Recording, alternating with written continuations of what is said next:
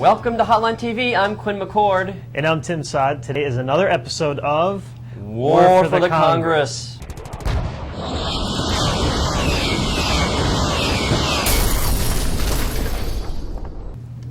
Quinn and I are putting our psychic abilities, I don't have any up here either, to the test today to make some House and Senate predictions. Quinn, how many seats do you think are Democrats going to pick up this cycle? Timothy, why do you assume the Democrats will pick up Senate seats? It's my psychic abilities. No, but you have none. I'm predicting Republicans will regain control of the Senate. Who said this wasn't a comedy program? Actually, no, there's no chance Republicans will gain the Senate back. And in fact, they'll probably lose quite a few seats. I'm not going to predict specific seats right now. At least I don't think I will. But I'm saying maybe 8 seats, maybe just shy of a filibuster-proof majority.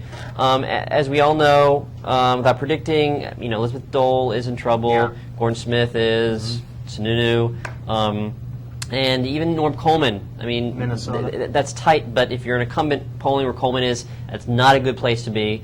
The irony is, when you go back and think about the status of all these Senate seats a year and a half ago, it could be that Susan Collins ends up winning in a blue state where all these red Republicans lose, and actually Ted Stevens, under indictment, ends up winning with his legal problems. Why is that? Why do the ones in the blue states hold on while the ones in the assumably safe states? Now, I know Elizabeth Dole isn't safe anymore, but in those safe states. Well, the Rothenberg report had a good column on this, which is that Susan Collins saw it coming.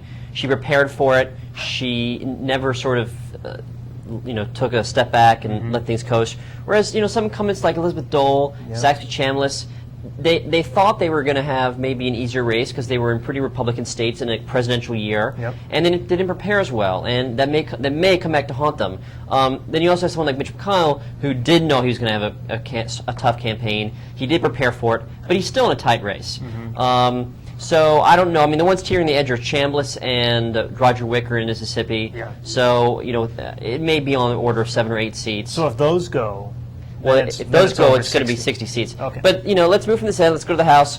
What's your prediction for House gains? My prediction, if you look at the macro, the micro view, if you look at who's running good campaign, who has the money to run a race and everything, you come up with maybe a 20-seat pickup for Democrats. Okay. But you can't you can't take out the macro view, which is the environment is just awful for Republicans. So you're saying that individually a lot of Republicans should win races, but you think they may get swept. That's right, and it goes to your reasoning as to why some Senate candidates aren't going to hold on. It's the same reasoning in these pretty Republican districts. You have Lee Terry.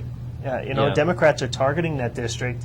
But he came close last time. Wouldn't he prepare for 2008? You would think, and I don't know if it's not that he hasn't prepared. He just hasn't. He just doesn't appear to have that presence in the district. Voters can't separate him from sort of the national party like they can for like a Mark Kirk or Dave Reicher, people who have very high profiles in their districts. But seem to hang on throughout whatever comes their way. But you have, and now what we're going to watch for is if Democrats who say they have the money to expand the playing field, they took out a $15 million loan to do so, whether they go into some districts where you think never would a Republican lose. Places like Henry Brown in South Carolina's 1st District.